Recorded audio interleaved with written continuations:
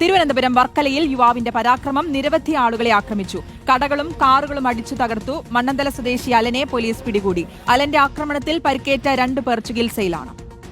സ്വാന്തന സാജു നൽകും വിശദാംശങ്ങൾ. സ്വാന്തന, ആരാണ് ഇയാൾ? എന്താണ് ഇയാളുടെ പ്രശ്നം? വഴി കാണുന്നവരെയൊക്കെ തല്ലുന്നുണ്ടല്ലോ.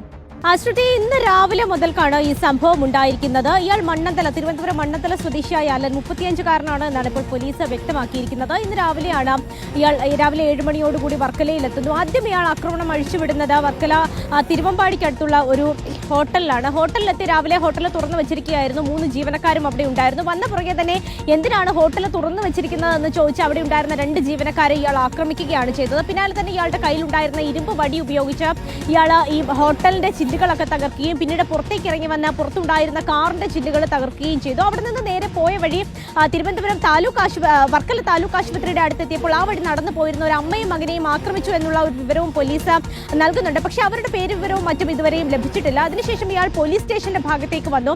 അവിടെ കരിക്ക് കച്ചവടം നടത്തിയിരുന്ന ബഷീർ എന്ന പേരുള്ള ഒരാൾ, ഏതാണ്ട് 90 വയസ്സ് പ്രായമുണ്ട്. അദ്ദേഹത്തിന്റെ മുഖത്തിന് സാരമായി പരിക്കേറ്റിട്ടുണ്ട്. ബഷീറിനെ ആക്രമിച്ചു. അവിടെ നിന്ന് നേരെ വാഹനവുമായി ഇയാൾ വന്നത് പുത്തൻചന്ത ഭാഗത്തേക്കാണ്. അവിടെ കൊച്ചുമകളെ സ്കൂളിലേക്ക് വാഹനം കയറ്റിവിടാൻ നിന്ന 70-കാരനായ രാജൻ, അദ്ദേഹം ക്യാൻസർ രോഗിയാണ്. അദ്ദേഹത്തെയും ഇയാൾ സാരമായി കയ്യിലുണ്ടായിരുന്ന ഇരുമ്പ് വടി കൊണ്ട് ആക്രമിക്കുകയാണ് ചെയ്തത്. ഈ രാജനും അതുപോലെ തന്നെ ബഷീറും ആശുപത്രിയിൽ ചികിത്സ തേടിയിട്ടുണ്ട്. അവർക്ക് 2 പേർക്കും സാരമായി തന്നെ പരിക്കേൽക്കുകയും ചെയ്തിട്ടുണ്ട്. അതിനുശേഷം തന്നെ ഇയാൾ പുത്തൻചന്തയിൽ മറ്റൊരു യുവാവിനോട് സ്നേഹത്തോടെ വിളിച്ചു വരുത്തി സംസാരിച്ച ശേഷം ആക്രമിക്കുകയായിരുന്നു.